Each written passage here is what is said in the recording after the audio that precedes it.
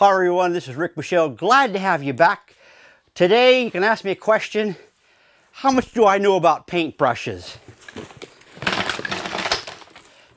And that's just a fraction. I've been painting all my life. I know a lot about paintbrushes. Let me clean this up and I'll be right back. Okay, back to brushes.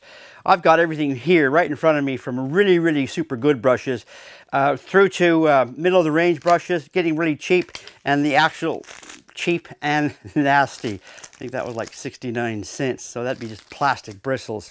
I want to talk to you about a newcomer in the quality paintbrush market, and they're called the Zinger. Now the company sent me these two brushes a little while ago, and I would have had this up before, but I broke my hand, so I've been putting it off. So one of the very first things you notice when you pick up a brush like this is just the handle. And just by looking at that handle, I can tell it's a quality brush. The jacket it comes in, it looks a bit odd, and once you open it, you can see why it's a bit odd. And it's got this little bit right there.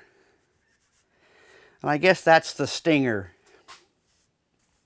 Other than that, the brush feels extraordinarily smooth. It's super soft. And it feels like the stinger is a little bit stiffer. Looking at the ferrule, there's no joint in it. This is actually straight on to the handle. Even that is very different. I've never seen anything like that. And it looks very nice. There's a really nice balance to this brush. The most important thing, what it comes down to for me, is how this brush operates out in the field. Now, I've mentioned earlier in another video, I think I have an idea how this is going to work, and I'm not sure if I'm really going to like that stinger bit. I've got some high hopes for this brush. I'm also fairly certain I know exactly how it's gonna perform out in the field. But there's this one thing, and it's this thing here, and it's why I think it's going to be really good for you DIYs out there. Because for one, DIYs prefer that slanted bit on the brush. They're always having difficulty time cutting in, and this is why I'm saying don't rely on masking tape. Start learning how to cut in, and you're not going to learn how to cut in by using a poorly designed cheap brush. They're not designed for cutting in. And although I think this is going to be pretty good for cutting in, it's when you're actually laying off and finishing off a lot of surfaces.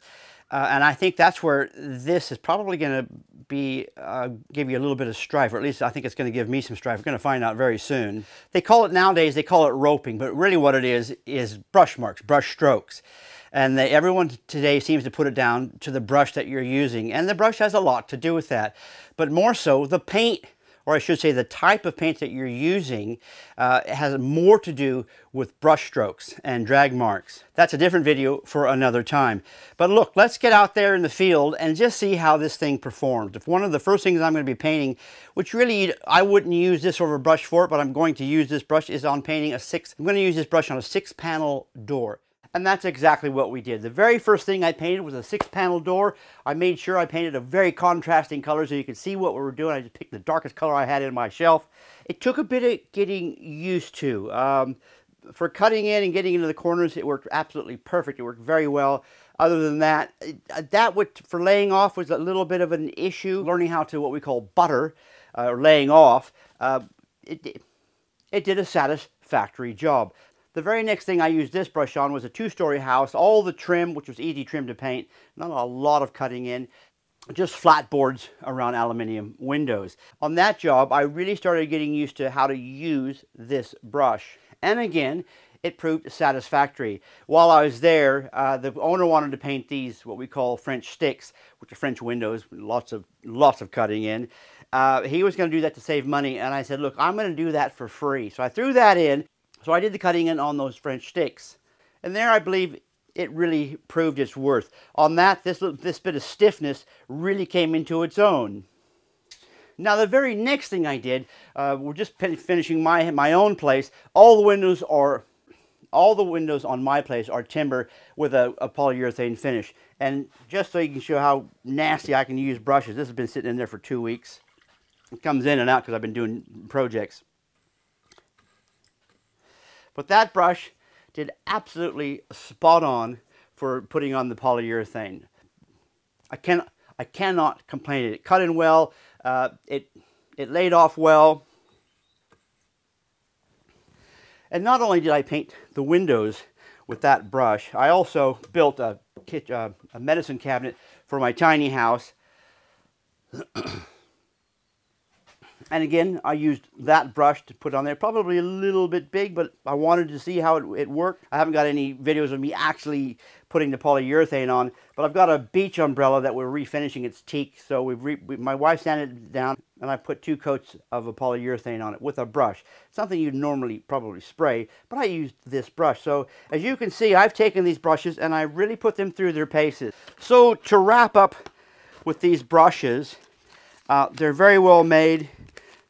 Again, those things they can better get used to, but they're very well made. They got a nice balance, they got a nice feel. They are a quality brush, and I think because of the stiffness in that stinger, I think for the DIY, you're going to find it easier for cutting in. If I was hired by a painter and all he used was stinger brushes, I would be more than pleased. I'd say, fantastic, let's go to work. Now, apart from getting a like, you might consider subscribing to the channel because there's lots more to come. And also, look, there's all kinds of things that, even though this is my first review, you know, think about what it is that you would like me to review, and I'd be more than happy to, whether it's how we and why we use steel wool. Look at all the different types of rollers, trays. I would never use a tray, and I could tell you why, but not in this video. Wire brushes. Why a wire brush is so vital to keep your brushes clean. You want to know about sandpaper. There's all different kinds of sandpaper, different grits and different colors, different sizes. Let me know in the comments below what you would like to see in a review, and I'll be more than happy to get straight into it and tell you everything that I know about whatever it is that you want to know about. Does that make any sense? I'm Rick Bushell. This is Invincible Painting Basics, and so long for now, and hope to see you next time on the next video.